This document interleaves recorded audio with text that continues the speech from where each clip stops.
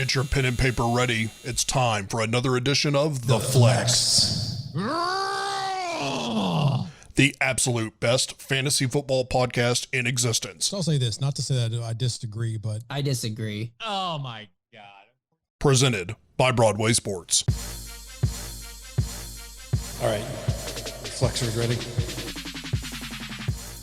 Welcome back to all of our Flexers out there listening and watching us. Make sure if you are listening that you are also checking out our YouTube channel as well. Catch all the great highlights and additions that JG adds to our content every week. You can catch all of our latest episodes of the show every week on there, so it's truly good. Really, truly. We truly have a great episode for you tonight as well that will really help you shave the competition. This is The Flex. You can find our show and more fantastic content on Broadway Sports at BroadwaySportsMedia.com. By the way, why haven't you signed up for a trial membership yet? What the hell are you waiting for? Oh, I agree. What is everybody waiting for? But let me tell you, I have waited too long to not get a new razor. In fact, my previous razors just broke. And then I get on Twitter and we get tagged that there is a sponsorship opportunity that Manscaped is looking for sponsors, more podcasts to sponsor. That's their thing. They like to get podcasts and grown men to talk about balls. And really, I'm just a simple man. And to me, I am looking for simple products. And even if I do have, used previous razors, I tried what's that one in the mall that we talked about? The Art of the Shave. I ain't got time to get the little brush and put the shaving cream on. Like, what the fuck? I ain't got that time. So, electric razors are for me. I have sensitive skin. It's kind of a little bit of, it's a wiry mess. It's you can't really tell, but it's almost a full beard. It's about as good as it's going to get. But you know what's great about Manscaped is that they care about your balls. And you know who cares about my balls? I care about my balls. And you know who cares about your balls? You guys care about your balls. But they care about everybody's balls. And they have partnered up with the Testicular Cancer Society. And they help save balls. And I want everybody to help us save balls. Regardless if we become a sponsor or not, I am going to buy tonight their package. I'm going to buy it, and then I'm going to donate $10 to the charity, and I'm going to help us save balls. I am helping us save balls. I'm helping them save balls. And all you have to do is buy any kind of the products, and they have a multitude of them. And then at the checkout, you can actually just go ahead and donate some money. And why shouldn't you? I mean, it's $5, $10, $1. Just really, how much do your balls mean to you? Because this is what it all boils down to. And I don't know if you could do a self-check. And guess what? They have an app for that. And I'm not even kidding. Manscaped has an app to help walk you through, or your significant other walk you through doing a at-home checkup for testicular cancer. But really, their main bag is grooming, right? So get the perfect package kit. It's going to have a bunch of stuff. And you know why grooming is important? Let me give you some stats, because we're a fantasy football podcast. Stats matter. 85% of women think bad grooming is a major turnoff. Let me tell you something. I'm experiencing it right now. Lauren, my fiance, will not kiss me with this mess. Not even a joke. She pecks me right there. It's like a cruise missile coming into my mouth. Right. 80% of women think men should manscape below the belt. Don't know what you do, but it can get a little hairy down there. So let's, gotta keep it a little groomed. 89% of men think good grooming is essential to their professional success. Yeah.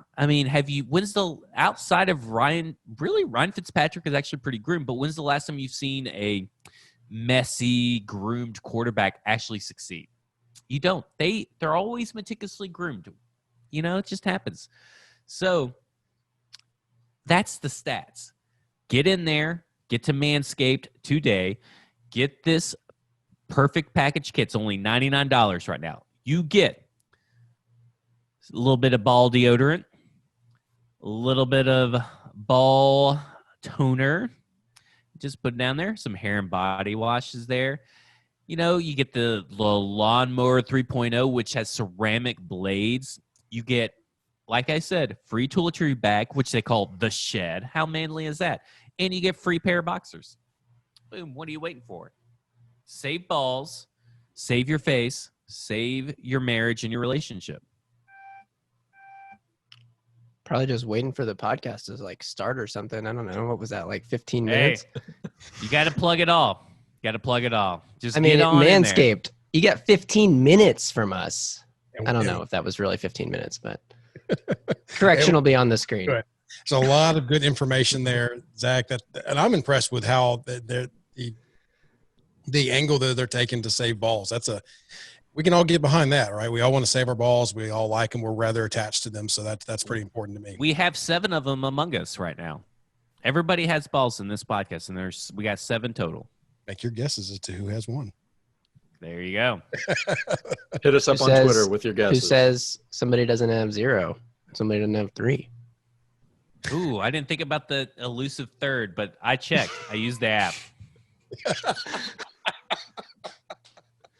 Alrighty. So moving on, and great job there. But speaking of counting things, I think in one of the previous episodes I did just another personal background before we get into football stuff. Sorry for this, but I talked about finding a dead raccoon in my garbage can and how that was a bit of a shock. Well, the other night I heard noises. My dog was going crazy outside, and I happened to just go look outside of my garage, and there were 4 motherfudging raccoons sitting in my driveway, getting into my garbage can again. So they multiplied. 4 raccoons? 4, a little family. I'm guessing Papa Raccoon is the one that died. Sounds like you should have made an example out of the first one, and the other ones wouldn't have come back. You were right. Someone So you murdered the patriarch of a family? Yeah, is that what you're saying? Apparently, You so left now they're a back in blood. family with no father. So that is rough. the next mistake I made in this was trying to then go to a big box store around here and buying some raccoon repellent, which is a spray you can get. I didn't even know you had this, but I had a friend mention it to me, so I went out and sprayed it. It doesn't really kick up a smell automatically, so I doused my garbage can in the surrounding area to get these assholes away from my garbage can. My driveway and first floor of my house stunk so bad for 2 days because of how much crap I sprayed. It is pungent. It just went away this morning after 2 days. I really wish I'd taken a different tactic because it was bad. Did it work though? Nope. Oh. Wow. Fresh garbage Get bag your was money torn back. up, so I cannot endorse this project. I get behind Manscaped, but I cannot get behind this spray. This is very first world problems because you killed a parent, but you're worried about the smell of your driveway. What I do you just have want to it say to for go away. yourself? I don't want another one dying in my garbage can. I don't want this to happen. I just want them to go find somebody else's house and bother them for a while. Okay, so here's what you do.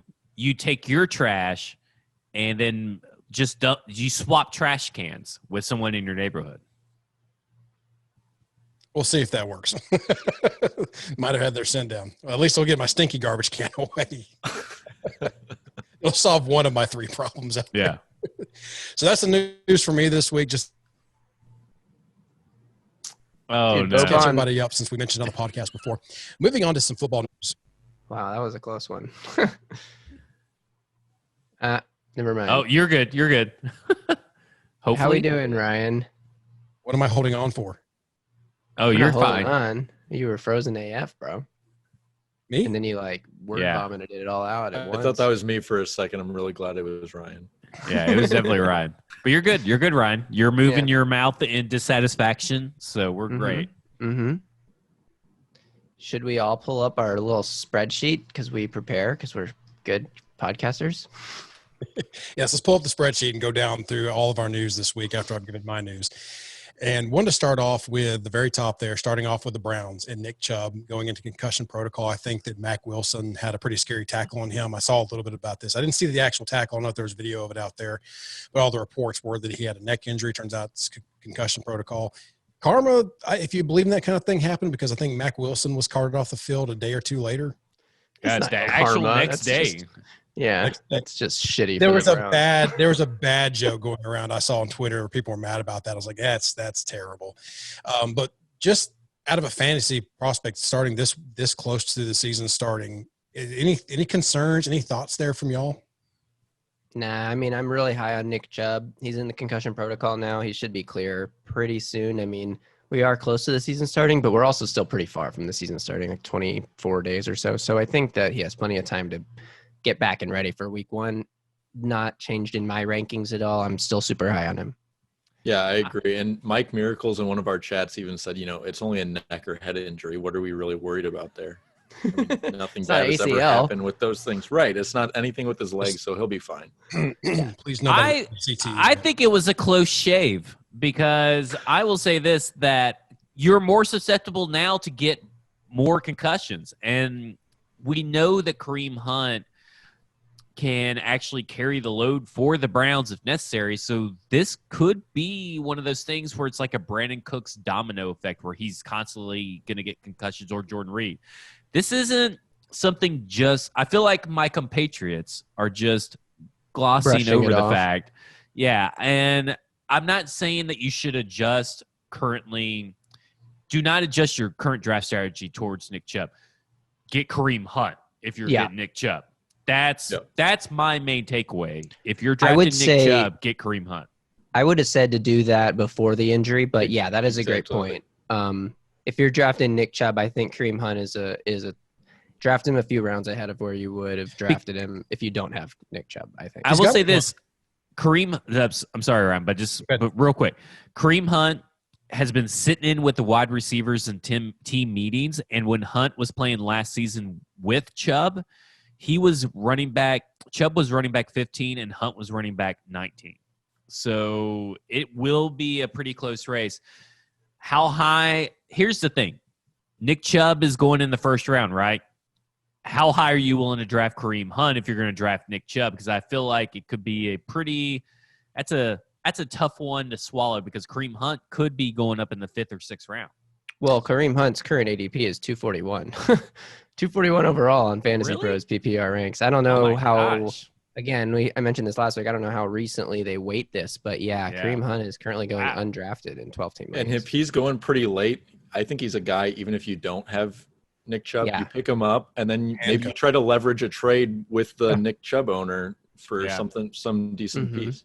That's kind of how keep your eye on.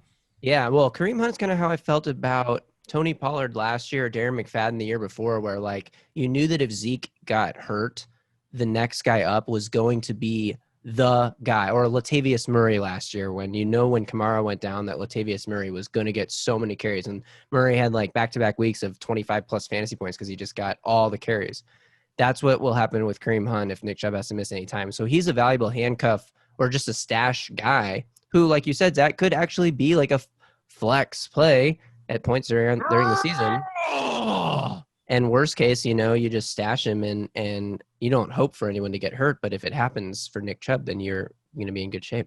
Hunt's one of those rare backups where you can get the handcuff and it actually there can be some weeks it's beneficial for you to have him, even if Nick Chubb stays healthy. I was going to He's ask. not a wasted roster spot. Right. I was going to ask if he's one of the top handcuffs out there for running back. Sort of the top. 100%. I think he is the top handcuff to have. Because, I mean, I would say Tony Pollard is up there too, but I think Tony Pollard is a similar case where he's also going to get potential value even if Zeke's healthy. But I was just 1 year late on Tony. Yeah, but I don't know though, because they did add CeeDee Lamb, and he's going to catch a lot of passes that may have been like Tony Pollard targets if CeeDee Lamb wasn't on the offense. But anyway, all that aside, I can't really think of someone else that I would have as a higher priority handcuff, because like who even is McCaffrey's backup, Saquon's backup? Like those guys don't have clearly defined backup guys. Latavius Murray is another one though, because Kamara got hurt last year. He's a guy that isn't, he doesn't have the biggest build, who could potentially get hurt again. And I also think in Seattle, just as far as like late round stashes go, like Carlos Hyde. That's a mess. Yeah, it's a mess. And I think Evans in Tennessee obviously is a good handcuff as well. Yeah. True. Although Derrick Henry doesn't get hurt, so.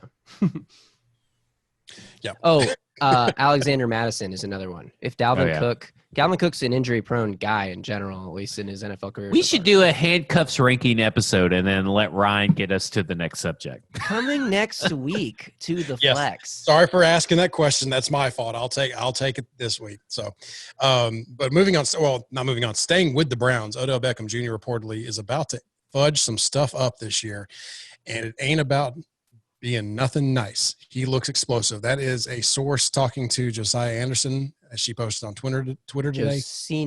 Josina. Thank you. Sorry about that, Josina. I was about to be impressed because I've been calling her Josina. It's like, oh, is it Josina? No.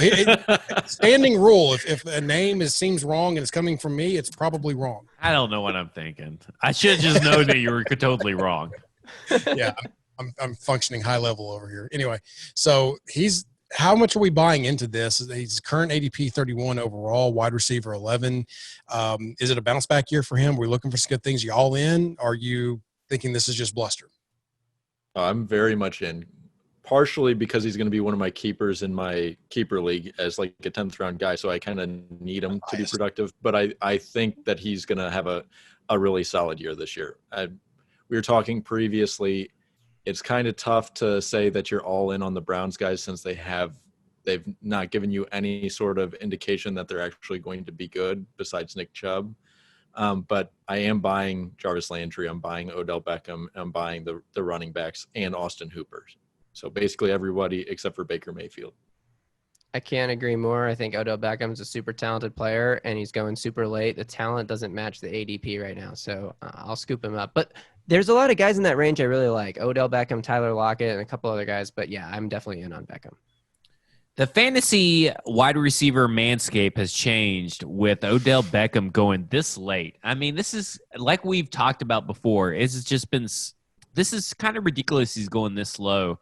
And I understand it's one bad year, but this year is the year, and I totally buy into this. And let me say this. I've done a few mock drafts in a couple of my leagues, and if he's there in the third round, oh, my God, what a steal. It's over. If I go running back, and Odell Beckham, are you kidding me? I can do that in 2020? Heck yeah. Yeah, it does seem like a big overcorrection from last year to all of a sudden dump him because he is a really, really talented wide receiver, like just a player, not just a fantasy prospect. Well, and I understand a little bit of it because other fantasy wide receivers emerge, right? So like Tyreek Hill is now way up there in the echelon of fantasy quarterbacks. We have DeAndre Hopkins is staying where he's at, and then all this stuff.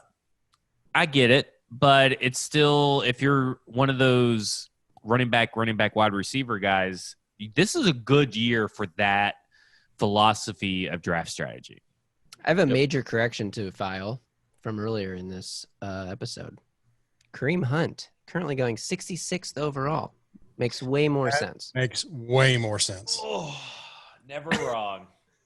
Never wrong. So, yeah, I mean, that doesn't really change anything we said about Kareem Hunt. He's still a very valuable handcuff. But, yeah, he's not going undrafted at all. Anyway, what were we talking about? Well, I think we've all, unless anyone has anything else to add about Odell Beckham Jr., it's still a talent that we're going to watch. So let's move on to other news. Kliff Kingsbury is excited about Chase Edmonds. We all feel like he is a starting running back in this league, was a quote from the coach. Are you drafting Edmonds? I mean, we all are pretty high based on some previous podcasts that we've put out. We're all pretty high on Kenyan Drake based on the opportunity, the type of offense he's going into, the production, the immediate uptick in production he had coming from Miami to Arizona. Like he's currently, Kenyan Drake is currently ADP 15 overall, RB 10, Chase Edmonds at ADP 188 overall. Are you buying into this? Is this more of this coach speak we're talking about, or where are you at with Chase Edmonds? I think he's another handcuff, right? Yeah, I will say this. This has a little more weight to it than I thought it did. Like when I initially read it, it was nothing. I'm like, okay, whatever. You know, you're trying to make Chase Edmonds out to be something. But they also did on their website. Their website is pretty dedicated to Chase Edmonds as far as this is kind of legit. And I don't think I'm drafting or targeting Chase Edmonds. or anything in any of my fantasy leagues or anything like that. I probably won't unless I just happen to be there in the 14th round and he's still there. And I need a backup running back. But this kind of, I don't know if Kenyan Drake is first round material at this point. And I agree. I'd be willing to push him down at least one more round to round 2. Yeah, maybe well, even round 3. He's currently RB 10, 15 Yeah. overall. So that is second round. I think that's fair for Kenyan Drake. I mean, I like Kenyan Drake a lot, and I think that he's going to pick up where he left off. But I do think Chase Edmonds is a legitimate threat to steal touches. I mean, last season he had that crazy 3-touchdown game. That was in week 7, so I think that was actually before Drake got there. But he's a playmaker. He's an explosive guy who out of the backfield who's going to have, plenty of snaps for him because he's a playmaker too. But I'm not drafting him unless I get Kenyan Drake, who I do like a lot, so I might end up with him. But that's the only world I'm drafting Chase Edmonds. Yeah, I'm in the same boat as you, JG, for all the same reasons. My one thing I will say about this is that I hate when coaches who run an offense that is kind of like a fluid offense, like a spread offense where multiple people are coming in and out, in and out. That's what worries me about this comment are there going to be those games where Kenyan Drake is only in and gets 10 carries, but then Chase gets 10 carries, but Chase's 10 carries are better than, it makes me leery of being in the Arizona running back business. That's totally fair. I'm definitely taking, Nick Chubb, Joe Mixon ahead of Kenyan Drake and a bunch of other guys too. But I think RB10 is fair for Kenyan Drake though. Like if you're in the second round, you already have an RB1 that you're super confident in. I'm fully on board with taking him. I'd rather roll the die and see if he's going to be there in round 3. Round 3? It's possible. What do you think about him versus Miles Sanders? Miles Sanders all day long. Really? I'm kind of low on Miles Sanders, but Who's Miles Sanders' backup? Do we know? I don't think so. No idea. Maybe that's part of the answer right there. Gamboni. Yeah. What about Kenyan Drake or Austin Eckler? Drake for me. Yeah, I'd probably go Drake. That's tough. That's the line if it's for me, PPR, I may go Austin Eckler. Well, They Kenyan keep Drake's on gonna saying catch. that they're both getting first team touches. The two Eckler Charger and running Justin backs. Jackson, but Justin Yeah, Jackson, but Justin is, Jackson's not good. I think he's it's more just of not just like as good. I think it's more of a let's try it out. Chase Edmonds isn't as good as Kenyan Drake. Deion Lewis wasn't as good as Derrick Henry, but coaches still do. That's true. I mean, you can't negate that fact. Yeah, that's fair. Kenyan Drake or Clyde Edwards-Helaire, whose ADP has not Clyde really- Edwards. Clyde Helaire. Edwards-Helaire. Agreed. I can't believe this guy. Most running backs. Well, okay, so where would you draw? I mean, this is totally off the rails, but where would you draw the line for him? Because we never really reacted to Damian Williams opting out in terms of Clyde Edwards-Helaire. So, I mean, I love his potential, but there's some risk there. Are we getting played off as a group? This may be the first played off. Secondly, you kidding me? Playoffs? the first one is a group effort. Clyde Edwards-Helaire.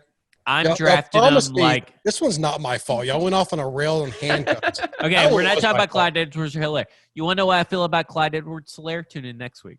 Boom. There you go. When we talk about Boston handcuffs. Scott is the Shut backup up. to Shut up. Miles Greenlaw, Sanders. shut up.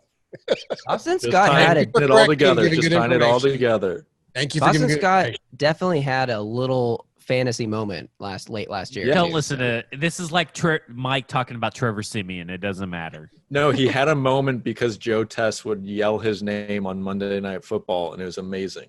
Hey, Joe Tess is a saint. Yeah, too I love bad Joe we don't Tess. get- Joe Tess, I'm very Rob happy. Riggle for Certainty Monday of Night where Football. the show is 2020. heading right now without me talking they- over y'all. They already We're You going just to got move to. on. You have to cut it. You have to We're shut going to us move up. on to some other uncertainty in the league and with the Bears. And Matt Nagy declining to say if Mitchell Trubisky became a better football player during the offseason. Quoting, "We need to see more." That's not a ringing endorsement from your coach. Not It's at like all. the This makes me worst laugh case so scenario, hard. right? I mean, you can't even like give a coach speak like, yeah, he looks great answer. Like they basically said, is the hype around Mitch real? And he was like, I don't really know yet. I haven't seen enough. He sucks. That means probably not. I mean, am. What are you going out. to do with this Bears offense? Look, I was fully. Throw it in the If you trash. listen to our earliest episodes, you know I was fully on board with Allen Robinson. But as we move forward into the throughout, as get closer to the season, his ADP right now, wide receiver 9, 29th overall. I mean, I was like happy to take Allen Robinson as like a wide receiver 2 flex guy that with upside, but where he's going right now is just like insane to me that So, you would trust him. This is what we talked about at one point in time, that you regardless of your feelings of the individual player, you have to consider their environment that they're in and who's going to be throwing them the ball as a wide receiver. And this is very much one of those situations where you have to sit there and pause. And if you're deciding between someone who may or may not have the same potential as Allen Robinson or may not be as good of a player, he may have a better quarterback throwing him the ball. And I'm probably going to, at that point in time, go, I'm going to take a risk over here because I don't like what they've got going on. Now, does this mean that they're going to quickly move on from Trubisky and that could make a world of difference? Depending, but I'm not really in love with anything there. Right, that's what I'm saying. That's what I'm saying. But it's the combination of that and his draft position. Like if this was Terry McLaurin's draft position, 5th or 6th round, then I'm on board. But it's just like, what is this? Like early mid 3rd round in a 12-team league? No, thank you. Come on. Yeah, you need him to hit his upside with Mitch in order to be worth it. There's no value there at all. That's terrible. Right. Yeah. But then you got to think, didn't he hit this upside last year with Mitch? And like, but it sounds like he's regressing, So, yeah. but that's what I'm saying. Do we think Mitch is getting worse? No, and it's not that. He's definitely not getting better. Yeah. Well, yeah. he may not be getting better, but is he going to get worse? It's not that he can't hit this potential or won't. It's just that like the floor, if he doesn't, based on where you have to draft I just don't know. I mean, I'm just speaking your roster's destroyed unless you pretty much. Like, I was not big on the Allen Robinson, much like I wasn't big on Robert Woods, but I don't know if. I mean, like you were big on Nick Foles and all this stuff. Well, I do think Nick Foles can Bears save Allen Robinson, but not at 29th overall, at like 49th overall. The Bears offense is this. It has a lot of good pieces. It has Anthony Miller, David Montgomery, and it also has Allen Robinson. But the main piece is shitty. The quarterbacks are crap. And it's almost like having a really nice beard and then being stuck with a razor that is really crap trying to trim this beard and just getting tangles and pulling it. You might as well just, eventually you're going to have to replace both these quarterbacks. Eventually, like you'll replace your razor and go to manscaped.com and get one today. I got to hit it twice. That's just too good, Zach. Thank you. They just called the most bullshit foul on Dorian. Nobody cares about the Dallas Mavericks. This is a fantasy football podcast. Save it for the basketball podcast. You guys made me record in the middle of a freaking playoff game. We didn't. This is the schedule you set, time, sir. You set this in your 4:00 time zone. They made us. The NBA made us listen to you. Watch basketball. Boom. So, not that we haven't mentioned this next piece of news before, but Miles Sanders, Doug Pederson says that Sanders will be the guy, which is what we assumed. Then yesterday or earlier this week, depending on when you're listening to this, he went down with an injury just a day after getting resounding praise on his camp performance and being told that he'd be the guy this season. Although he's officially week to week, it sounds like Sanders should be good to go by the time the Eagles kick off September 13th. And they're saying their advice is draft him like you normally would. What are your thoughts on that? Now, we just talked about him, but is this affecting how you go into the draft? Maybe does the injury news affect that question you just made about between him and Kenyan Drake? I mean, where are you with Miles Sanders? I think that Miles Sanders is a smaller – I mean, he's not a smaller guy, but he's not the biggest guy, and if he's already injured, I don't know. I'm skeptical on drafting players as high as Miles Sanders is going that haven't, like, done it yet, And that's not saying he can't take a step and do it this year, but he's never done it before. I'm going to put I know I'm kind of like totally going against that with my love for Joe Mixon and Kenyan Drake, but just looking at the maybe I need to look more into Miles Sanders, but right now something in my gut just says I'm not in on Miles Sanders. But he's also going RB8 and there's Nick Chubb who's going behind him, Clyde Edwards-Helaire, Kenyan Drake, Austin Eckler. I take all of those guys over him. Same. Here's the thing about Miles Sanders, that he really doesn't have a flaw to his game to where he's going to have to come off the field. So, and I think that the Eagles coaching staff realized that as the weeks went on. And I at least listened to a lot of Bleeding Green Nation for whatever reason. I'm not really sure why I'm enthralled with this podcast, but they're an Eagles podcast, and they're really good at breaking it down. And Miles Sanders was their guy all along. It's just it took a while for the coaches to get to that point. And this injury is nothing. This is a totally different – it's an opposite feeling for me versus this and Nick Chubb. Totally opposite. I think that Miles Sanders is going to be fine. Is he worth that first round, second round? You know, I think Nick Chubb is ADP's 12 and Miles Sanders is currently 13. Is he worth that 13? I don't know. But it's the difference of drafting in the first at 2.1 if you're in a 12-person league and drafting at 2.19. To me, that's not a big difference. So go ahead and reach for him if you need that running back. I don't know. I'm not worried about it. I think we're going to be fine on the Miles Sanders train, and I think we're okay. Yeah, I'm more skeptical about Nick Chubb lasting the whole season. I'm not worried about Miles. It's just a preference for me who I'm drafting. I do worry a little bit about his coach giving him praise and then within the same week him getting injured. Is this just a frail guy? You can't hold up the expectations of the Eagles offense on him. I don't know. Maybe that's something. It sounds like it was just like a fluke and almost like a rest day. Just a little no, he's going to be. I mean, he's probably not going to practice again until the season starts. He's week to week. Well, with that, they said he's ways to interpret that. They said he's hopefully back by September 13th. Like, that doesn't mean Zach he's 100%. is so upset that we've ruined his argument that he's left. Yeah. I mean, look, exactly what you said. Sanders is a preference guy for me, and I don't prefer him, but that doesn't mean I'm not, like, worried about this injury slowing him down. I'm worried about his injury potential, maybe, but, I mean, yeah, Nick Chubb, all running backs have injury potential, so it's not like he's any more of a red flag in that regard. Yep. I just don't I might really even like Josh Jacobs before him. That's going way, way later, it looks like. I mean, yeah, it's surprising to look at him and see that he's RB8 right now. Right. Like early in the offseason, I was high on the idea of Miles Sanders, and I guess so was literally everyone, and now it's gone too far. I thought maybe this is a guy who can get late second, early third. That would be a good value, but not a very early second, late first if you have to reach for him. Yeah, so I don't know how comfortable I'd be if that was my RB1. I guess it just depends on your preference and how you're drafting your team. But speaking of preferences, a lot of times when you're drafting, your preference early in drafts is to stay away from rookie players and to go with veteran proven guys who you've at least seen on an NFL field, know how they'll produce. So, but there could be a point in the draft, I'm not sure when it'll come, where you are looking at some of these highly touted rookies that are coming in and having some good camps and maybe considering them over some other guys who may not be the top tier receivers, but you're trying to compare notes. So just take a second to move on to the rookie position, starting with rookie receivers, starting out with Van Jefferson. Jared Goff gushed and compared him to Cooper Kupp.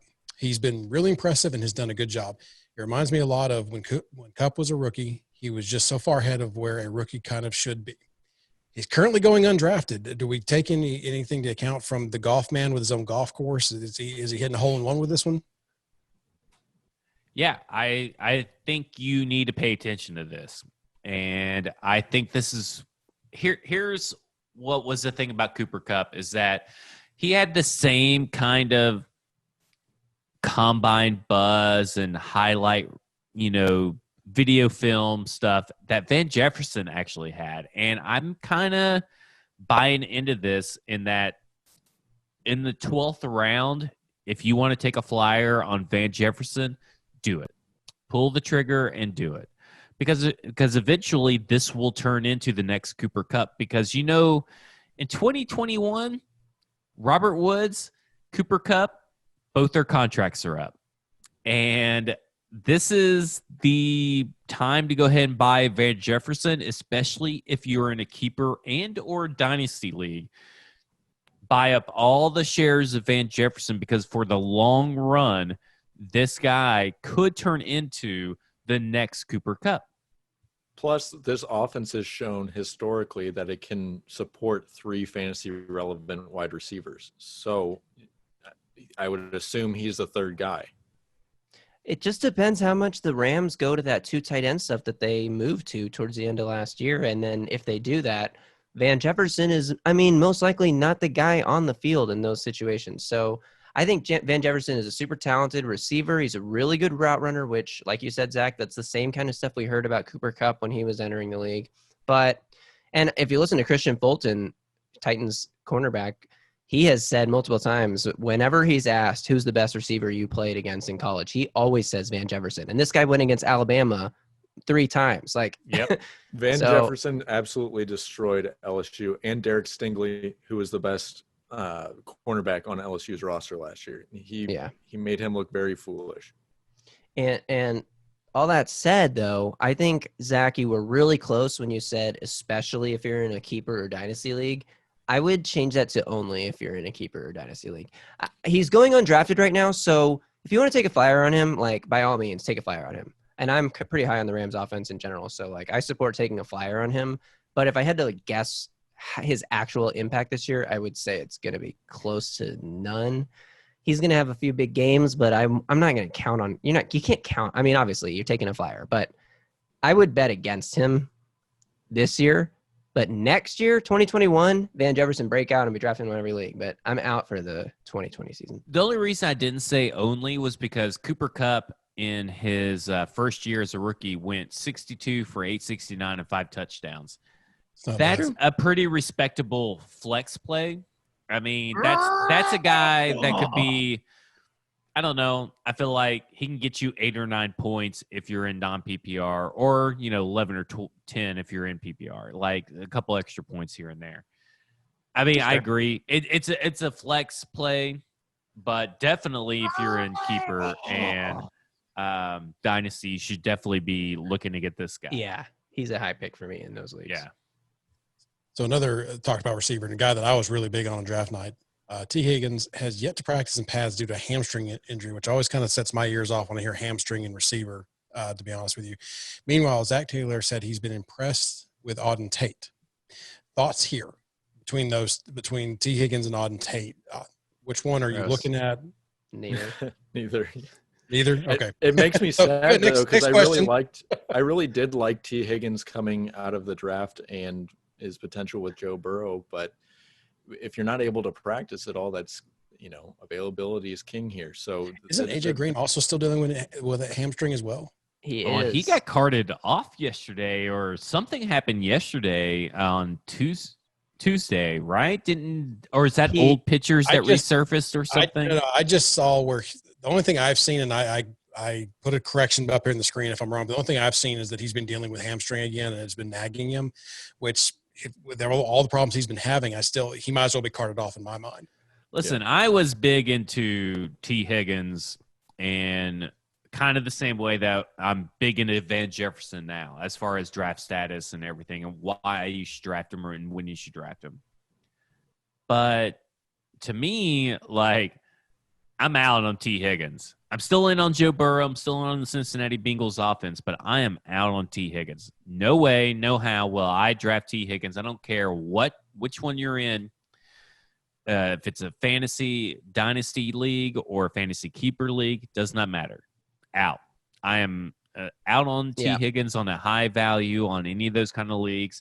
And hamstrings it's a bitch to get through. They're awful injuries for wide receivers to get. He's missing time. The season starts in 3 weeks, guys.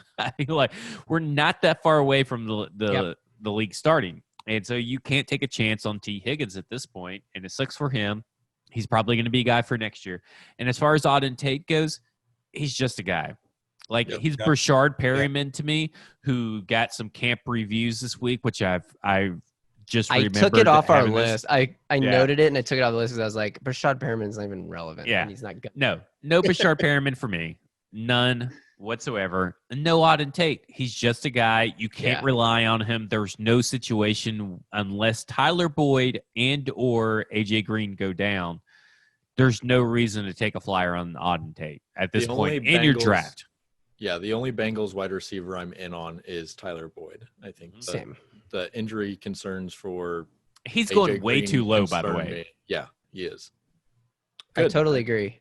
I think that, I mean, since we last recorded and really since we started, I'm way higher on the Bengals offense than I am now. I've rewatched some Joe Mixon games from last year, and I've rewatched some Drew Lock also. I'm super into Cincinnati, but the reason Auden Tate's getting praised right now is because T. Higgins missing practice, because AJ Green got hurt, because John Ross is not there to care for his wife and baby. That's why Auden Tate's getting praised. He's the only receiver left besides Tyler Boyd. Always look at the context when you see random people get praise. Always look at the context of it.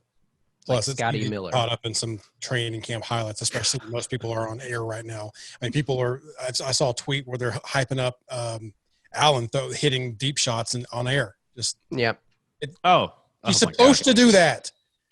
I'd be. Josh Allen throwing people open for the first time in his career. Yeah. He's throwing people open that aren't covered. Yeah, against air, he's throwing people open. Really good stuff there, Josh Allen. He's so good. He's so good. And Stephon Diggs is juking out, the invisible man out there. Oh, yeah. That's excessive. Anyway. Like, get a grip, cover one on throwing out there. Love to see that from Stephon Diggs out there. Like, hey, the Bills fans love their team. They love they're passionate.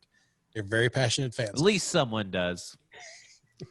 The Athletic reported that Michael Pittman Jr. is building a quick rapport with Phillip Rivers and could become one of Rivers' favorite red zone targets from the start. Meanwhile, Reich has been talking about Parris Campbell. Any thoughts on these guys compared? Thumbs down from AG. Thumbs down. Guys, you got to remember, some people are going to be listening to some podcasts as well. Let's vocalize. Watch the YouTube. That's all I can say to those people.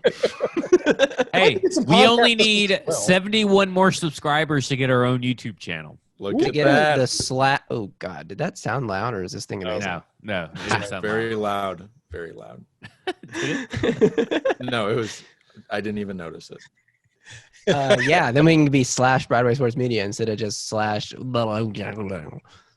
blah, blah, blah. Right. Yeah, I'm not here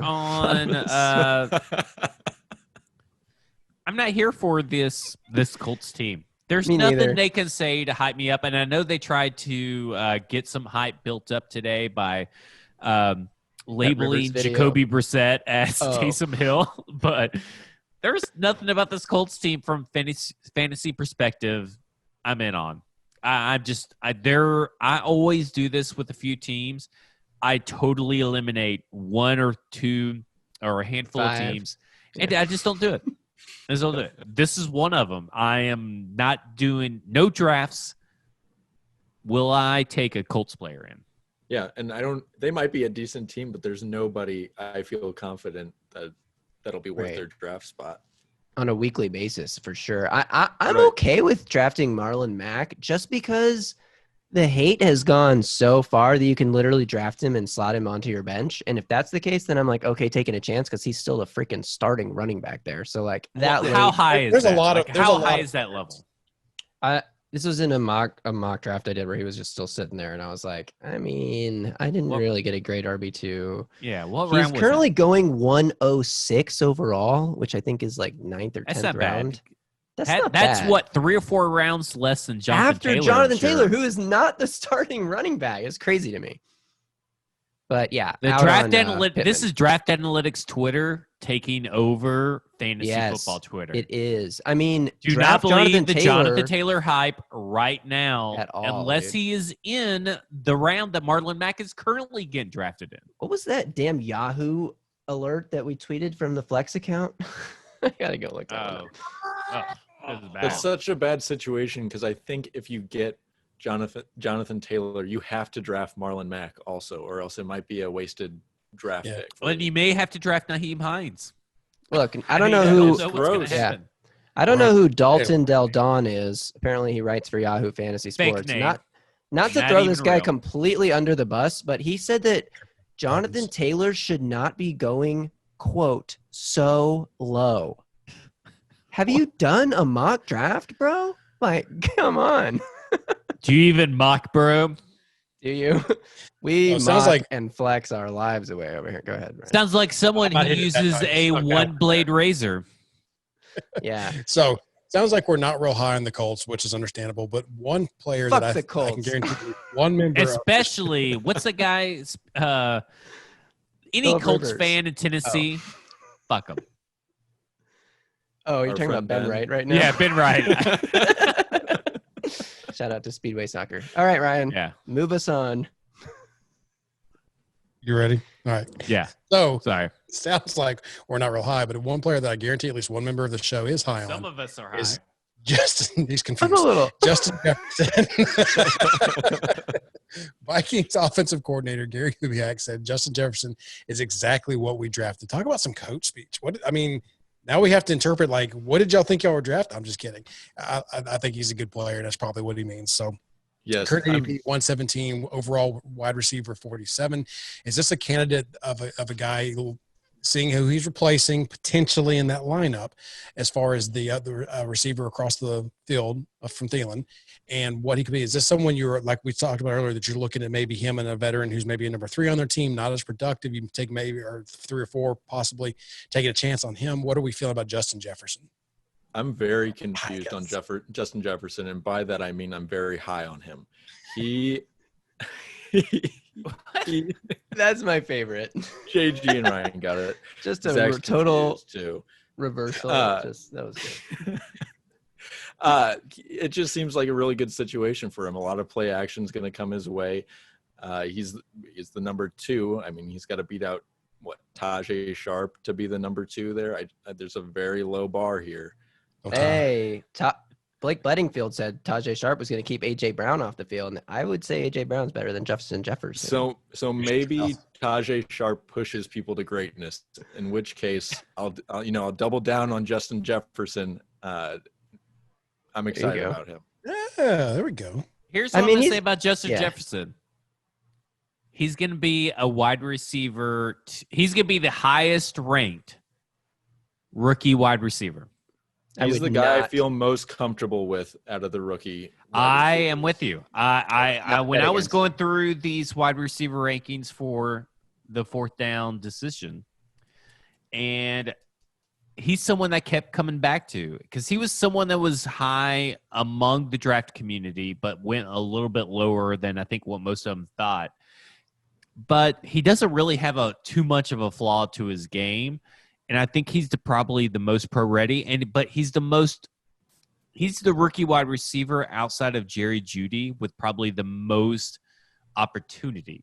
And we're a big opportunity podcast. We're an op pod. Well, we'll see about that, because we'll get to this next guy. But I do think that Jefferson, I think other people cut into next guy's thing. I mean, we can say Tajay Sharp. Well, no. I think the Raiders are going to throw the ball more than the Vikings, so there may be more opportunity just because of that. And then maybe. I do think Justin Jefferson's good, but he didn't have to beat press coverage a lot. So if he steps in and plays in the slot, then does Adam Thielen pump outside? There's a little bit to work through there. And he's going the highest of the guys we've talked about and most of the guys that we're going to talk about. So, I mean, the fantasy community is pretty high on him overall too. So the value is a guy who makes tough catches. He is good. I love watching that kid play, and I love watching him while he's exploding through routes in college. I think that he's going to be just fine in this offense. He's going to get his own opportunities. Yeah. I'm pretty high on him as well. I think it's almost a perfect fit as far as offense goes. I would have liked him in Philly, but they completely blew it and drafted Jalen Reagor. I think if he had been in Philly, that would have been a amazing fantasy opportunity for him. No news on Jalen Reagor in the last week, I guess. That's why he's not on our list. Stinks. Well, moving on like to Jalen Raiders, Reagor. that JG did mention that they're going to throw the ball a ton. We'll see who they're going to have at quarterback, and no comments. Oh, I think we know who's going to be at quarterback. I mean, because everybody said it. It's Derek Carr. It's not even close. Victor for everything. I'm going to save it for football and other F-words because we got it planned for Monday. I loved the highlight of Mariota throwing the touchdown pass. And honestly, I looked at it closely. it's hard to tell because there's like a coach right in the way, but it actually looks like a classic Mariota looking. Oh my God. Don't do this to yourself, dude. But do not do this to yourself. Don't have to hype him up anymore. Stop it. I'm just saying, it looked like a really nice Mariota play. And my like first inclination when I saw it was like, here we go. Marcus is going to do his thing. And then that article comes out later that day that's like Mariota struggles in practice. And there's a paragraph in there that's like, Mariota did have one really nice throw to Bryan Edwards in the back of the end zone, but that was one play in a day of otherwise forgettable moments for Mariota. And I was like, okay. You know, Bryan Edwards. Exactly. Shoot him up your draft board. That's the takeaway. Because this Mario, is gonna be. You want a league winner? Do you want a league winner? This is it. I'm gonna shave your company. Bryan Edwards. Talking to your mic. You have a beautiful mic that literally can't hear you. Well, I wish you would follow me because I'm a very animated person. If you want a league winner, this is your league winner. Bryan Edwards. Yeah, honestly, like out of all the coach quotes that we're reading off here in this episode, this is the one I'm buying the most. And the biggest reason I'm buying this the most is because the Raiders are hyping up Bryan Edwards' performance at camp. They drafted Bryan Edwards after another rookie receiver that they are not hyping up in camp. So if this was fake or just coach blown, like training camp overblown crap that we get every year with like Devontae Parker and stuff, then I would be like, oh, then Henry Ruggs is getting the same overblown crap. Nope. Henry Ruggs ain't getting shit. So I'm buying the Bryan Edwards hype. I really am. Yeah, and me too. We're talking about two birds, one stone here between Henry Ruggs and Bryan Edwards, just if anyone hasn't been able to follow along here with everything, and the fact that Derek Carr and OC Greg Olsen have been really hyping up Edwards to point out what JG's talking about, talking as a starter. Carr has also said Edwards is just someone where there's just a trust, and someone who also Carr, this is big for me because let's think about Carr's career here, and he was on kind of a path, and then he had a similar injury. It's kind of weird that Mariota and he are the 1 and 2 quarterbacks. They about the same time in their careers, the same year, within a week of each other, I think. Right? Or was it the same week? Yeah, the same week. Same week had the same broken leg injury and got injured in a similar way. And you could just tell a confidence level there. And where I'm going with this is there was clearly a confidence level decrease for Mariota. I mean, I don't want to. It is what it is. And then you saw the same thing with Derek Carr coming back. So for someone like that who has struggled with a little bit of that since that injury, for him to say that he has a trust in a rookie receiver already tells me that that Edwards is light years ahead of Ruggs right now, regardless of his hype coming out of Alabama. Yeah, Ruggs is just fast. That's all you hear. Yeah. And he is. I think it was big that there was a coach and the quarterback both talking about Edwards. It wasn't just one of them where you could kind of, brush it off if you wanted to. It's multiple people talking about him, and I think the hype's real with him. Yeah, well, and when you isn't the only person talking about Ruggs the tight end? I mean, like, isn't Darren Waller the only person that's made one comment about Henry Ruggs, I feel like? And anything that made the rounds for sure. And when you look at these quotes, like looking at where the quotes are placed to me is huge because it really implies what the question was. If the quotes are around one word and not one sentence, then you usually can like going back to Auden Tate. Zac Taylor said he has been, quote, impressed with Auden Tate. That's the whole quote. So that tells me that the reporter said like directly brought up Auden Tate and asked how Auden Tate has looked in like an expanded role with everybody injured or something like that, right? And he's like, oh, you know what? He's doing really well. I'm been impressed with him. Like, okay, whatever. If you're bringing up a guy though, and you haven't been asked about him, and you're just like asked about practice or the performance in general, and I don't specifically know if this is how Bryan Edwards questions came up either, but the fact that so many people are talking about him, and yeah, the reporters could be asking specifically about Bryan Edwards, and that's why so many people are talking about him. But there's a lot of quotes about Bryan Edwards, and there's nothing about Henry Ruggs. Right, and the fact that he talks about trust. If he was being asked something and he's just trying to be polite or move on to the next question, he's not going to bring that up. That he's just going to say he's looked good for a rookie, something like that. Which is exactly what Jared Goff said about Van Jefferson. He's far along from where a rookie should be, and it's exactly what Kyle Shanahan said about Brandon Ayuk. We'll get to in a second. That one to me, he's farther along than most rookies, is the most standard meaningless coach speak that you can possibly get. So really? That's another reason. I think he's farther along than most rookies is like just something that coaches say about rookies all the freaking time. See, here's the thing about this rookie wide receiver class. That I believe in a lot of them from fantasy perspective, right? So maybe I have a little bit of bias. But I didn't believe in the Raiders one. Like, that was like one of the few situations where I'm like, no, I'm not messing with any of the Raiders one. Well, they didn't say this about Brian Edwards. That's my point. That's why I buy it. They but didn't say the trust he's farther is there, along I guess. than most rookies. I think the that's quarterback bigger to saying me. That, Yeah, that's I huge agree to with me. that. Yeah, I agree with that. Okay, we agree. Good. We're all in on Brian Edwards. Can you carry this conversation along? I mean, this is like, a freaking Brian Edwards podcast, guys. Well, and to be honest with you, We're you've already covered Brandon. Brian Edwards, sponsor the pod. We'll at you. Boom. You know, there's WAP. We're bet. And he's pretty much going undrafted. I don't know how the last week has inflated Brian his draft Edwards stock. It probably Brian. Yeah, it's nice. Bep. I'm sure the last week of hype has inflated his draft average above where Fantasy Pros currently has him. But according to Fantasy Pros, he's still going 247, which is actually undrafted in most leagues. I mean, is this correct? I mean, you've been kind of shaky on this. That's true, but I can double check. We'll get the correction on YouTube anyway. Well, look for that correction. Exactly. Dude. This is another reason why you need to hop off that podcast and go ahead and watch us again for your second viewing, second experience. Let me say this: you should really watch the podcast on YouTube because it's confirmed. I feel like it's a lot better. You get to see what we see, and we're all smiling. We're smiling Sally's over here. You see my utter disappointment in this group when I can't move a subject on from one thing to another. It's quite it is palpable. You could probably actually hear it. Hear my head hitting the microphone. It's actually one of my favorite flavors. It is my favorite part because I hate it for Ryan because I know that like he's got raccoons to get off and get off the phone. Whoa. He's got raccoons to get off the podcast. To go murder. Kill. Oh, yeah. Murder. But, like we're just holding him up from his murdering raccoon killing spree. I don't like how this went for me. I really do. Yeah, I'm sorry. I really butchered it. Well, speaking of butchering, I'm very glad that you brought up Brandon Ayuk because that was going to be my does Ryan get this name right of the week for myself, even though I know how to say it. I second-guessed myself as I was looking at our notes here, so thank you for bringing him up.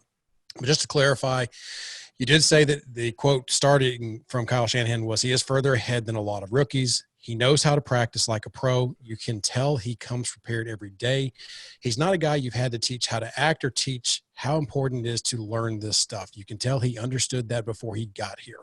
And to be honest with you, Deebo Samuel is injured to the point where his week one is in doubt at this point and beyond a little bit. I mean, that's another guy that if he's getting that kind of praise, to your point earlier, JG, it's coach speak and what are we saying about him being a pro? But at least that's high praise. Then it's better than what Trubisky's getting said about him for sure. Seriously. So the thing with IU for me, I don't love him, but beyond that, I'm not so sure that the 49ers offense, once Deebo comes back, can sustain both of them. When Sanders was playing on the 49ers last year, he was relevant for about 1 week, and then he didn't see enough targets. He didn't have enough production to be a viable fantasy starter week in and week out. So I'm out on this no matter what Kyle Shanahan says about him, just because I don't know if there's enough targets to go around. And on that note, that we're just looking at coach quotes mostly here. We're not looking at like what the beat writers are reporting, but the beat writers are in San Francisco are also reporting that Auden Tate is looking great and that Brandon Ayuk is looking great and that everyone is looking great and that the Niners are amazing and everybody looks amazing. So it's really hard to tell who's actually looking good based on the reports we're getting out of those from that media group. And the fact that Auden Tate is also looking great, doesn't bode well for, if that's even true, it doesn't bode well for Ayuk. And like you said, overall, like this is not a team that passes the ball a ton. They're going to run the ball a lot. So Brandon Ayuk is super cheap, but he's going ahead of where Bryan Edwards is going. And I'm taking Bryan Edwards 1,000,000 times out of 1,000,000 over Brandon Ayuk. I just don't know how much I trust it. George Kittle loves Ayuk too. I mean, not to mention, you mentioned the press and coach speak, but another player is also really high. And George Kittle seems to have some stuff going for him. So, I mean, maybe listen to him. I don't know. I mean, George Kittle's the one's going to get all of his targets. It would have gone to Ayuk. But I'm saying he's complimentary of a secondary player, so take it for what it's worth. But if everybody looks great on the 49ers, though, that sounds like we go back to the Super Bowl. Yeah, here's the thing about this kind of comment is that he's not the number one. So, yeah, he's going to look a little bit better than the number ones that are out there. But it's too much. It's too much uncertainty. I don't even know if I'm going to draft Deebo Samuel at some point. I'm not drafting a 49ers pass catcher because George Kittle's going to go before I'm into Eliminate him. Write him off the list. I'm drafting Raheem Mostert where he's going, and I might draft Tevin Coleman where he's going, but not any of the pass catchers because who knows who's going to be good, and George Kittle's going too high. Wide receiver, San Francisco 49ers wide receivers, take them off your draft board. Amen. In my opinion. Some solid advice there. And speaking of solid advice, you listen to us every week and you really hang on every word and take it as gospel for everything we say. And I don't know if JG, you'll be able to go and pull what exactly Zach said about Tyler Johnson. Well, I can tell you this, it wasn't last week like these notes say. I would rather pull my audio where I said, I guarantee you Tyler Johnson will be irrelevant this year, which I was right on already. Hey. So this part of the section, it'd be great to hear what Zach was saying about Tyler Johnson. I just want to throw this name out there, put it on your radar. Tyler Johnson from Tampa Bay, the slot receiver that he's a rookie, but I think that Tom Brady's going to target him a lot. I just have this feeling, just put it out there. I will bet you that Tyler Johnson is irrelevant fantasy-wise this season. And then cut into me saying that he's been sitting out of training camp with a soft tissue injury and it appears to be miles behind Scotty Miller for the wide receiver 3 role right now.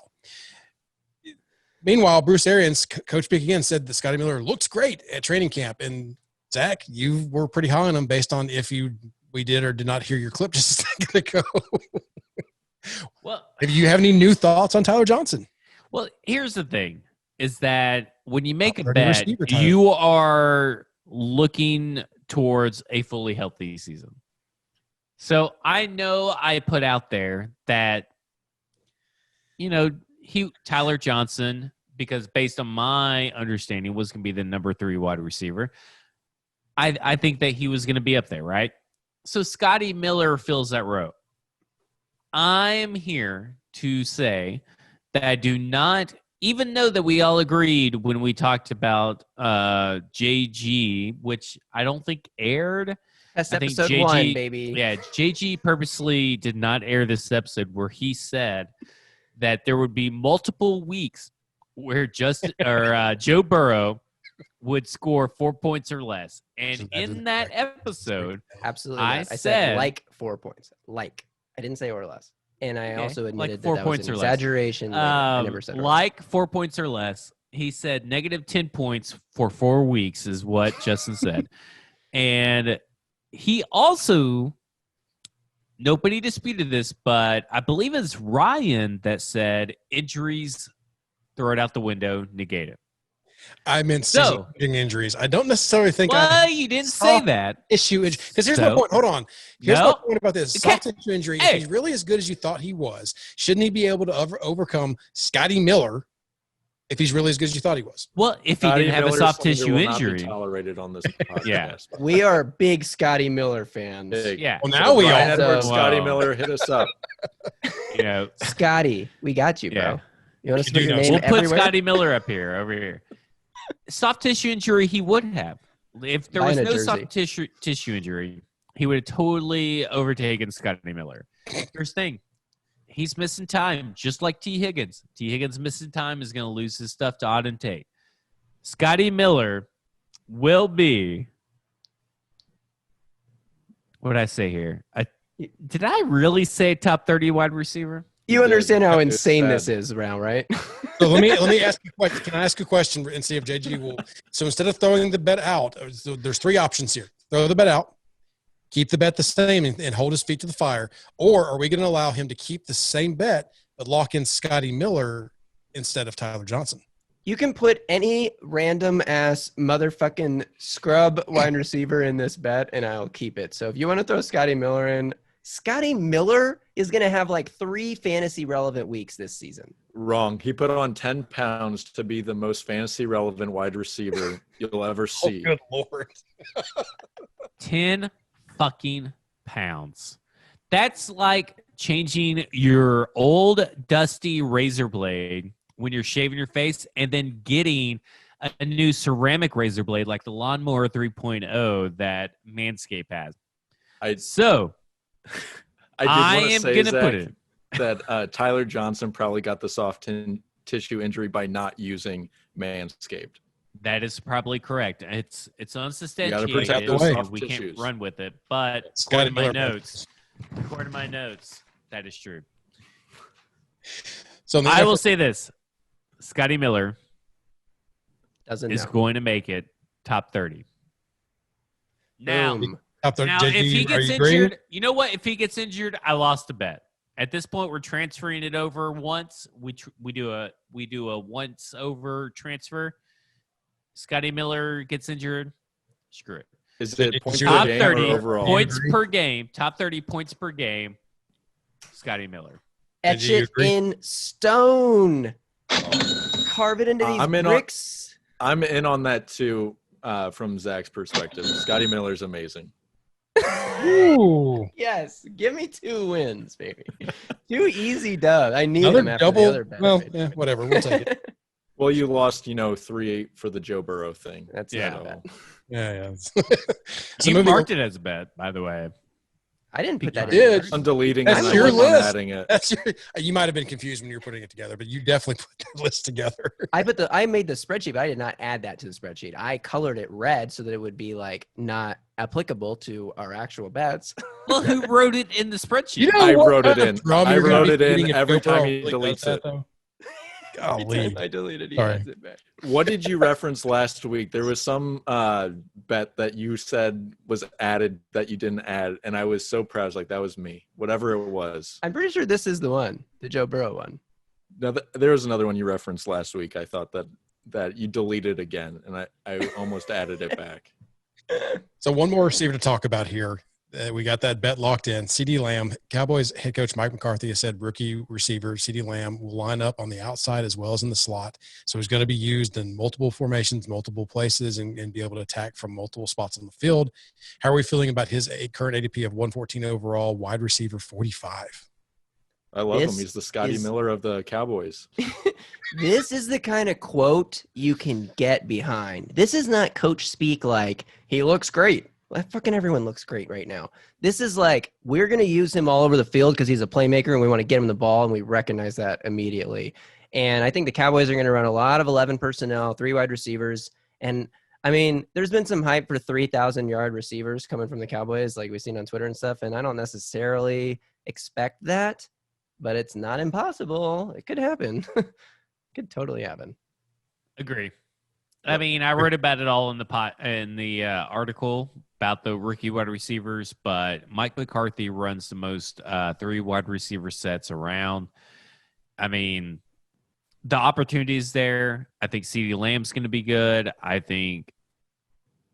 don't think they'll reach 3 1,000-yard wide receivers, but when you really think about it, who's the tight end that's going to get it? Who's the 4th wide receiver? Zeke's not going to broach to it. So, I mean, if Dak gets like 4,500 yards, it's not out of the realm of possibility when you look at the math. Just saying. Exactly. Dak Prescott, number 1 fantasy quarterback. Randall Cobb had 828 yards last year. And I was told Randall Cobb is dead. He is dead. So he's terrible. I mean, fantasy relevance it might be. And that's the reason that we're high. That's why we're high on CeeDee Lamb, because very confused on CeeDee Lamb. Very confused on CeeDee Lamb. Mike told me Randall Cobb is dead. Prescott threw for 4,900 yards last year. So your little projection is 4,500. That's a pretty steep drop off. It's pretty much smack in between where he was 2018 and 2019. So it's a pretty realistic projection. It'd be a little realistic. Yeah, in my opinion. I think that's a very I shaved it right projection. down the middle.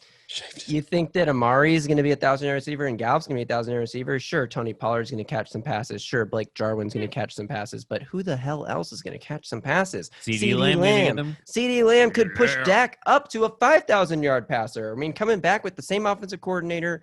I know they changed head coaches, but like we cannot understate, I think, this season is specifically how important coming back in the same offense is for these fantasy players. And I mean, it's a weekly league. You want to win every week. You can't wait around for your guys to like gel and get hot in week 10. Like, I think the Cowboys are going to come out of the gate firing.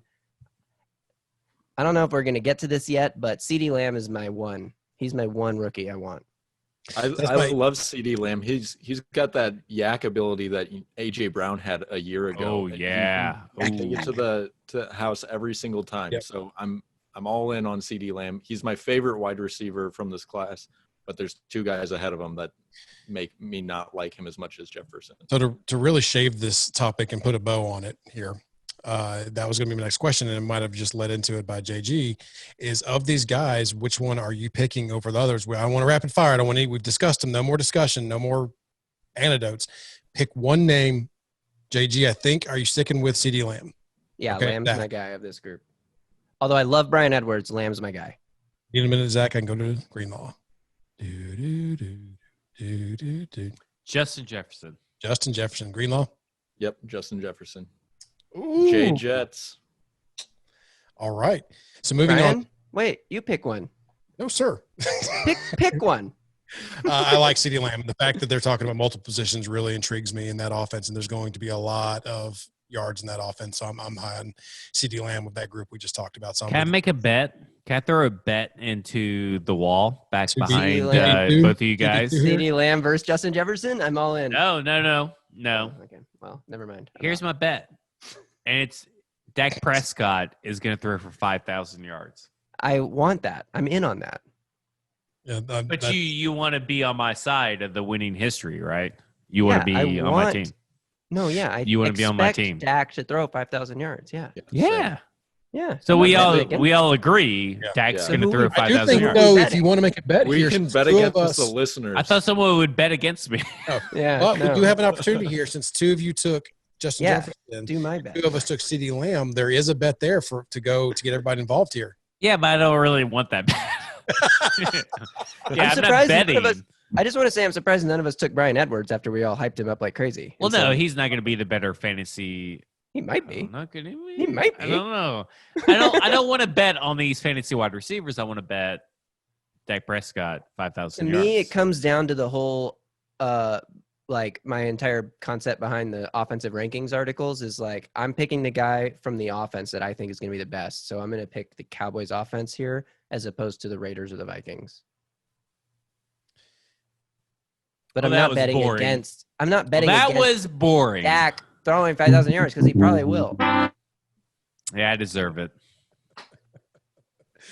Anyway, so moving on to the just a couple notes on running backs. We spent a lot of time on receivers there, but there's just a couple notes on the running backs that was brought up here. A couple interesting guys. A.J. Dillon's made a lot of headlines, or Quadzilla, as people are calling him, or whatever, making a lot of headlines. Some people think he's taller than Derrick Henry, which is just weird. And then certain coaches who have been able to coach both the guys think that he's never seen someone as massively impressive as A.J. Dillon, which, bro. I want to cut Matt LaFleur some slack for this one. Because don't cut him slack on this show.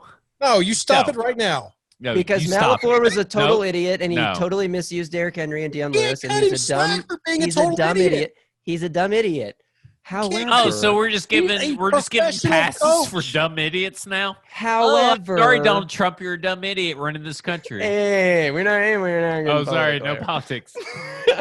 No, all I want to say is like AJ Dillon and Derrick Henry are maybe both massive humans, but they're built like the inverse of each other. Like AJ Dillon gets smaller as he goes up, and Derrick Henry does the opposite. Like Derrick Henry. Are you saying that AJ Dillon has smaller brain?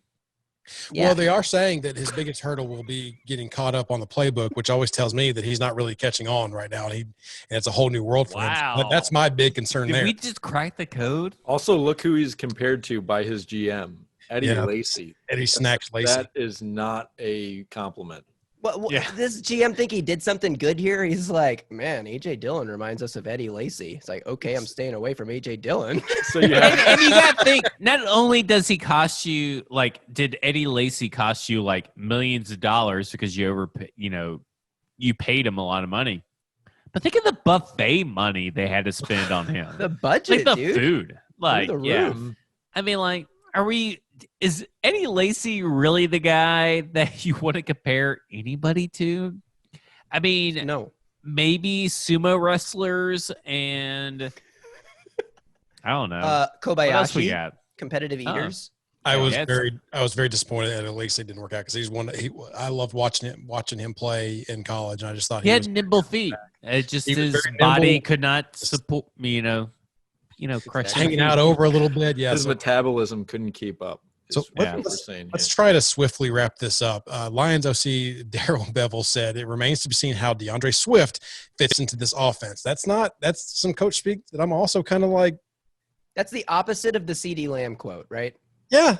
CeeDee Lamb, we're going to use him everywhere. Spots, you don't know what you're going to use him for. I'm not high on him. Then why do you fucking draft him? He's a goddamn running back. Just put him in the fucking backfield. His role doesn't have to be defined. Hand off the ball to him. Yeah. It's that easy.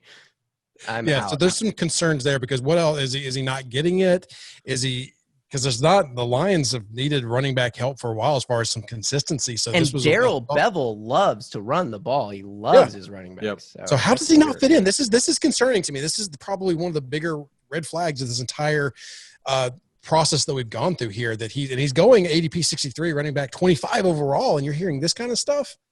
I mean, 63 overall for that it's just insane. I mean, I love DeAndre Swift as a prospect. I like Clyde Edwards-Helaire more, even though Swift was like the consensus draft Twitter number one guy. And then of course, Helaire went first out of the running back groups, but where Swift landed, I mean, with Kerryon Johnson there and I'm high on the Lions offense, but I'm not high on their running back deployment and usage. And he's just going like, how can you spend a draft pick that high? You're just like crossing your fingers and hoping that he like comes out and explodes. And I don't know. That seems crazy to me. I'd rather have Cam Akers over DeAndre Swift, and they're going pretty close to each other. So Ryan, let me ask you this, because on Coach's Corner, you know a lot more probably than us. Okay, let's say definitely than us.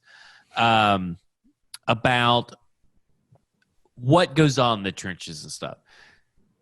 When you hear a coach say this about a running back, you obviously think it's a red flag. Why is that a red flag? And why, from a fantasy perspective, should we worry about that? Well, from a fantasy perspective, if you're not getting on the field, then you're not producing points. If your coach doesn't trust you on the field, you're not going to be given opportunity. So you feel like this is a lack of trust? I mean, is that what you're? Is that let me clarify. I'm just trying to figure it out.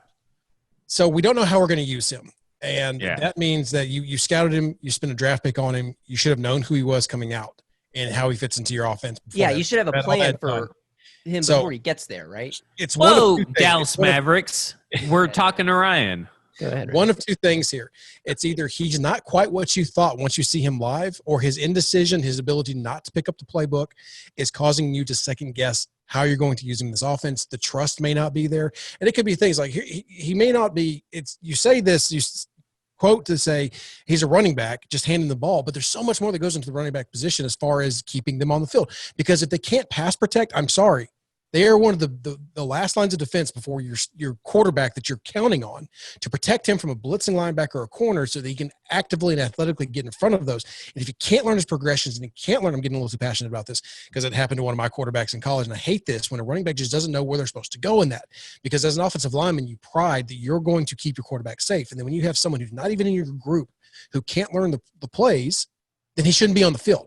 And I don't know if it's that. But I think you can simply ball this up and say they don't right now have the player they thought that they were drafting because they did enough research to spend that draft pick on him. And then now that he's there in the flesh and camp especially in walkthroughs when it's so important to have your assignment football down, and he's not getting it. That's why it's a huge red flag to me. So let me ask you this, Ryan. He's going in, I guess, the 6th or 7th round. I mean, do you feel that's way too high, or what do you feel about Kerryon Johnson? I mean, like, you are very passionate about this phrase and this subject, so that's why I want to ask. Right. How do you feel about Kerryon Johnson versus DeAndre Swift and all that jab? Is my thing right now. At least Kerryon Johnson's been there. At least he has some experience. I would be looking. So I need to stay away from DeAndre Swift. Is for what now, I am. Until I see some more positive reports come out, and that's the only thing we can go on right now because we don't have the we don't have the privilege of watching preseason games. So we can't judge for ourselves when we see them in there. We can't see them. And we're seeing weird angles from practices from where they're allowing the reporters to stand. It's so tough to make those kind of decisions. So you have to rely on what you're hearing a little more than ever before. And that's tough with coach speak. We've been over that. But until I see some more positive reports coming out on him and without anything else to go on, I mean, Hard Knocks isn't there to film and make things look good for him like they are for I don't think anything can make Charger Detroit Rams and that team out there, since it's one team clearly. So we can't tell the difference. Surprising lack of Cam Akers, right? That is true. So let me ask this question. I'm kind of taking over this because I'm very DeAndre Swift neutral, but I'm also a person that is literally wanting to draft DeAndre Swift. That's great, Greenlaw. I think. But what do you feel about after hearing what Ryan said? What do you think is what do you think is appropriate response for DeAndre Swift? So I feel like the Lions backfield in general is like the inverse of the 49ers situation where we said don't draft any of their wide receivers. Their running game is going to be good. I would stay away from the Lions running backs and draft their wide receivers because it doesn't seem like it's a very clear-cut situation right now. Maybe it plays out. If DeAndre Swift falls maybe a couple rounds below whatever his ADP is right now, which is 63, I would take a flyer because I love the talent there, but it does make me wary that they drafted him in the second round and they still don't have a plan for him. I'd feel a hell of a lot better if they'd at least said that we think he's a strong candidate for our third down back position. Yeah. They're not saying that. So Graver, what do you feel about all this that you heard? Or did you even pay attention because you're watching fucking Dallas Mavericks or whatever during the NBA? And you look like a Romulan, by the way. Because when you turn, your nose and forehead gets cut off by the green screen, by the way. It's not a green screen. It's just virtual background. Well, okay, whatever. Romulan. I agree with most of what you guys said. I would cut the Lions a tiny bit of slack for this one instance because of COVID, and they may not have known who DeAndre Swift was as well because they couldn't bring him to the building or work him out or whatever. But come on, you guys didn't have a plan for him when you drafted him. Give me a break. I like cutting him in a slack. Yeah, I mean, I'm high on the Lions. Anyone else does to have to see the film and make judgment calls. I'm high on the Lions. Huxley's about to bust in here. From a Matthew Stafford to his wide receiver standpoint, and I'm pretty low on the Lions from every other standpoint. I think that they make bad decisions in general and that they have a really bad head coach. So, yeah, I'm out on Swift at his current price. I think what Greenlaw said is true, though. If he falls a couple rounds because, everyone starts to feel this way, which wouldn't surprise me if everyone started to feel this way, and you can get him, on your bench to start the season and take a chance on him, not rely on him as a starter, then I think it could be worth it. So what round are you drafting him? That would for me. I would have to have 2 solid running backs and 2 solid receivers in my flex covered, and that's usually how I draft anyway. I don't usually go for a tight end or quarterback earlier than that unless somebody's falling. So I would probably say 7th round. I'd say 7th or 8th is probably good. Maybe 8th though, because there's a lot of guys in that 6th, 7th round range that I really like. I'm going to have to see some reports and everything like that. But again, he's a guy that I will now keep tabs on to see if things do get better for him. But listen, guys, it seems like we've talked about all this rookie news for about 4 hours here. We spent a lot of good content, a lot of good, interesting information. Make some good decisions based off this. If you're making decisions between certain players, hopefully we've given you something that you can really remember when it comes to those drafting. But that's going to do it for us this week. Remember to be sure and check out all of our other podcasts and articles that Broadway Sports has to offer at BroadwaySportsMedia.com. Also, follow us, the site, on Twitter at BroadwayTN, and this show at Flex on Broadway. Follow Zach at FWordsPod, JG at Titans Film Room, and Greenlaw at Rob on Broadway. Blah, blah, blah. 2 weeks in a row. We truly want you to also follow Broadway on Facebook and Instagram. And don't forget to subscribe, like, and rate 10 stars. 5 stars, log out, 5 stars. It all works out. I promise. Just do it. Don't worry. You'll be rewarded with all this great content once we get to ascend the ranks of fantasy football podcast. And don't forget, if we get 100 subscribers on YouTube, Have our own channel. From tonight till next Wednesday when we record, I will shave myself on live TV. Boom. Just his balls. face. That's a big incentive. No. Not- Hold on. not your Please balls? make it the face. Please the Let's fans. high five all around for our longest episode yet, boys. Good job. Until next time, we out. We'll see y'all. Please don't shave your ball next week. Well, I'm not. I just trim them. I don't shave. I just trim. A Broadway sports media production.